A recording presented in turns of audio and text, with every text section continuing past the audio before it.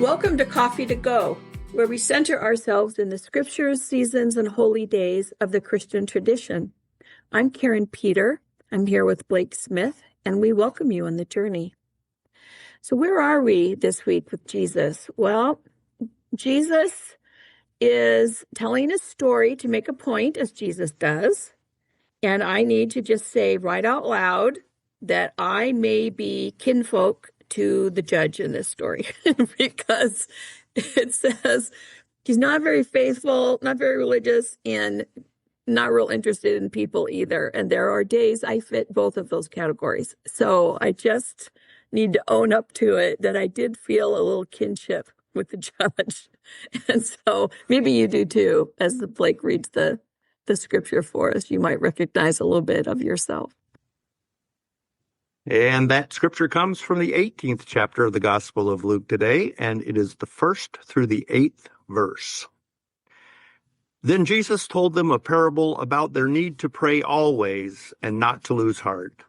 He said, "In a certain city there was a judge who neither feared God nor had respect for people.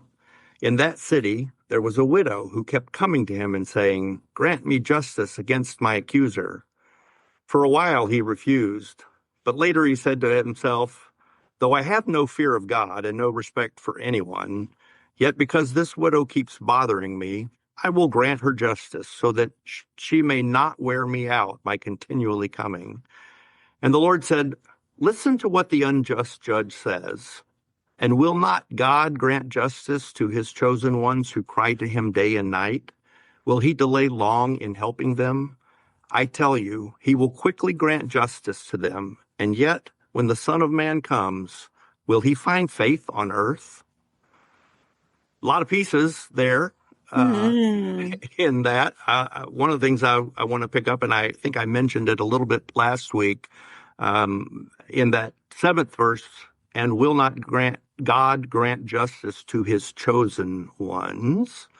I think that is often read in Christianity as us, Christians, yes. Good Christians at least, righteous Christians who have checked all the boxes, even though they're the wrong boxes. But the chosen ones in this passage and throughout Luke are the oppressed and the marginalized.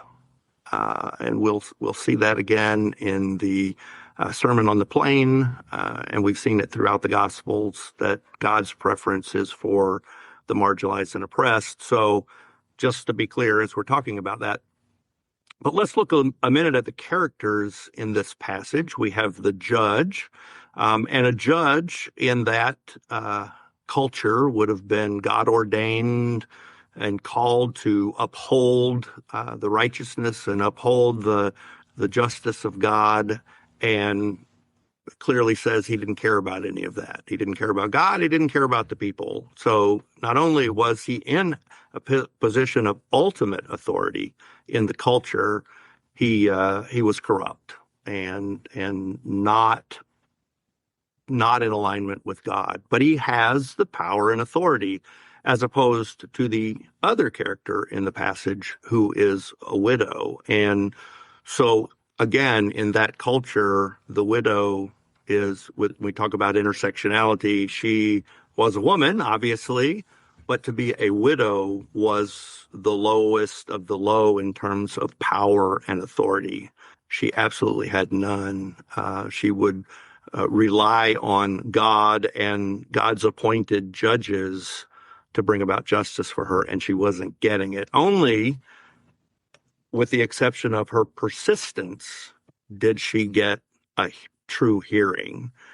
She did persist, and that is a common theme we have. So the reference in the beginning, we need to pray always and not lose heart, is that persistence being spoken there. What we need to be careful of is that we take that pray always to heart and say, well, I'll just say a prayer for you.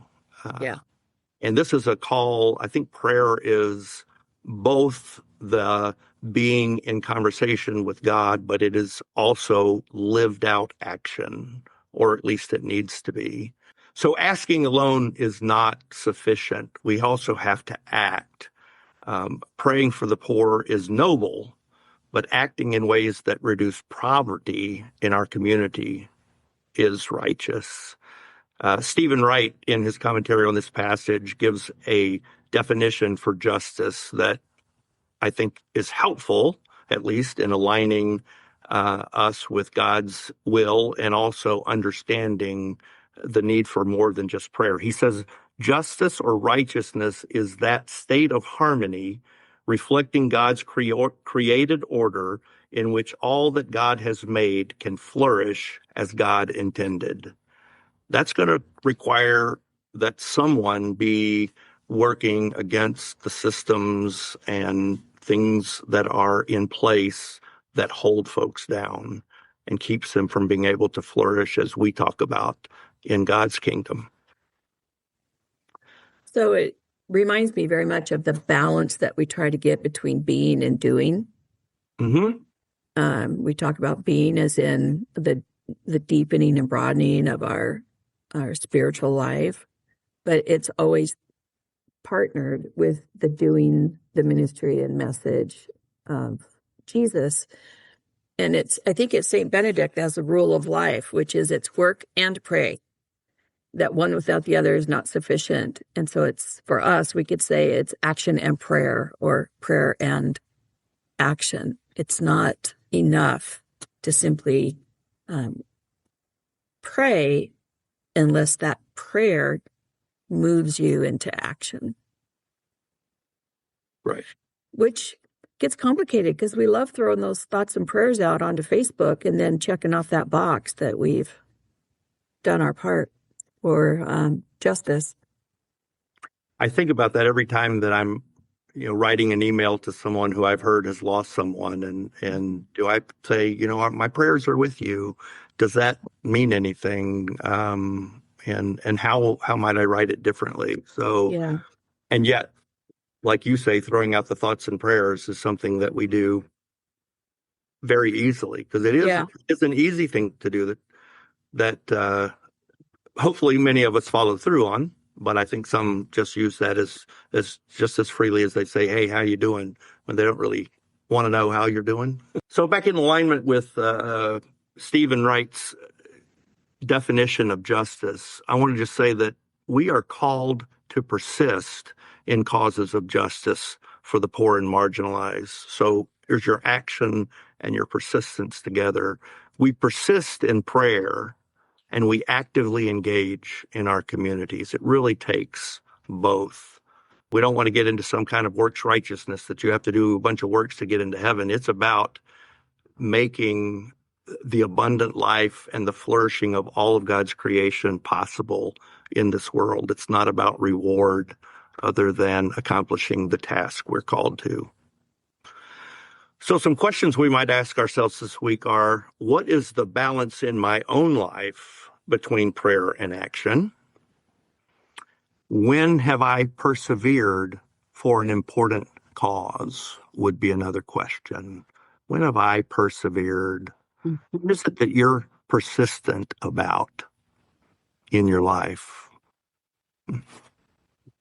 So it's that balance of prayer and action, I think, that we'll try to experience this week and see how that works in our lives. I know for me, it fluctuates during the week. So just ask yourself these questions.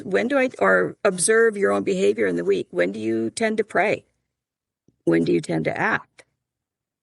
And kind of acknowledge what that actual balance is in your week. Maybe even ask yourself, what did I learn about myself from this? All right. Our blessing today comes from excerpt from A Rhythm of Prayer by Sarah Bessey. No matter where you sing or scream or whisper, God's ears can hear you. And despite what the laws say or what our human flaws say, God's ears don't play favorites. God's ears don't assess bank accounts or social status before they attune themselves to the story of your tears or your fears are telling. God's ears are here for the babies, for the immigrant, for the refugee, for the depressed, for the lonely, for the dreamers, the widow, the orphan, the oppressed and the helpless, those about to make a mess or caught in the middle of cleaning one up. Dirt don't scare God's ears. God is a gardener. God knows things can't grow without sun, rain, and soil. Well, thank you for joining us here this week at Coffee to Go. We invite you, as always, to join us for the next part of our journey through the liturgical seasons and holy days of the Christian tradition.